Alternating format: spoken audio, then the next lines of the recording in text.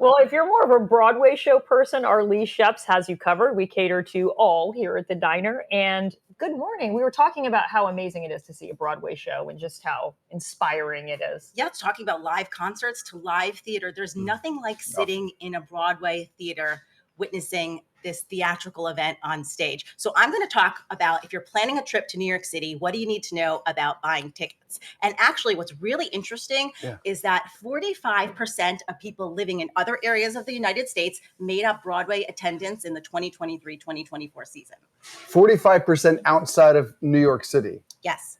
Boy, that makes me ashamed because I live an hour away from New York City and I never go to shows. And every time I hear about them, it just makes me wish I went to more. So what are some of the shows I need to get to? Okay, well, I want to talk about, if you're planning from outside of the of this area, research the shows, because there are 41 Broadway theaters, and then you've got off-Broadway shows. There are so many to choose from. So pick your top 5. Research them, research the prices, and then research the show performances to make sure that they're in line with your trip and the times that you perhaps want to see them. I know a lot of people that try to do a doubleheader, right?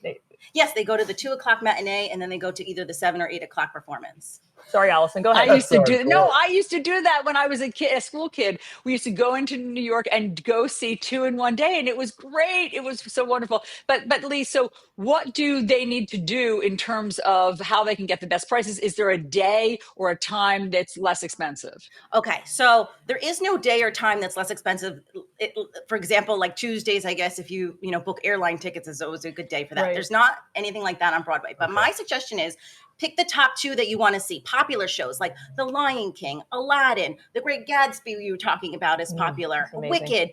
Buy those tickets in advance online, okay? Then when you get to New York City, the other 3 that you want, figure out, maybe where you want to see it, what your price point is. Go to the TKTS booth when you're in New York City. You're not paying online ticket fees. You can get discount tickets there. You can go to the box office. This is my favorite spot. Yep. And the best trick is to go to the box office because you're not paying online fees, right?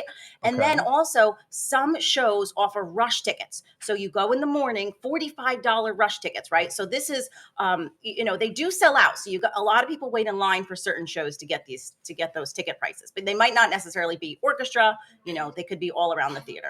My presumption was always I would never show up at the box office because I thought they were all sold out. Not the case. Well, it could be the case. It could be. So have a backup plan. If that show you want to see is sold out, go to the next one. Right. And you have to be a little bit savvy and sometimes a little bit lucky. It used to be that you could go to that TKTS booth like about an hour before the show, and some of the local hotels that were holding tickets that didn't get used released them back. And I remember getting like second row seats to rent, and it was just off the cuff. Exactly. When I went to see Buena Vista Social Club, which is a new show playing on Broadway, I had my tickets ready, but I wanted to see if you can get a ticket for that night. I went to the box office. They had a ticket, $99 orchestra. So that's my tip. That's amazing, Leigh. I like this. I mean, it's hit or miss, as you're pointing out. Yes. But when you say a rush ticket, you mean you go to the box office in the morning, and these are just the ones that for that day they haven't sold yet? I mean, they have a handful left? Correct. They have an allotment that they are holding for these 45 discount tickets. So I think most box offices open at 10 a.m. Sorry, my IFB is coming out, so I'm trying to hear you at the same time. So you go, a lot of people wait online, 6, 7, 8 for that box office to open at 10 o'clock. You wait online. If it's a popular show that offers a rush ticket, Waiting for Godot is a new show with Alex Winter and Keanu Reeves. They announced rush tickets for that. So you look online. This keeps coming out, Allison. Sorry if I can't hear you, but they keep offering discount tickets, and it all started with rent, as you mentioned. They offered $10 front row seats to rent, and it has never stopped since they've offered these discounts. Okay, before you go, speak to the tourists out there. A couple of shows. I know you did mention some, but what are the most popular shows and some that they might overlook? Because you did say it's not just Broadway, it's off Broadway. Maybe Happy Ending won Best Musical this year at the Tony Awards. That is a popular show. Death Becomes Her is a great musical comedy on Broadway right now.